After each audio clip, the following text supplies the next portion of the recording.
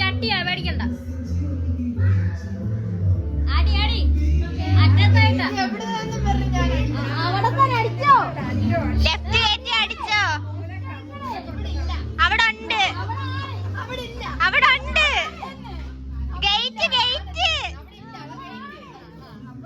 മൂല ചേർത്ത് അടിയടി.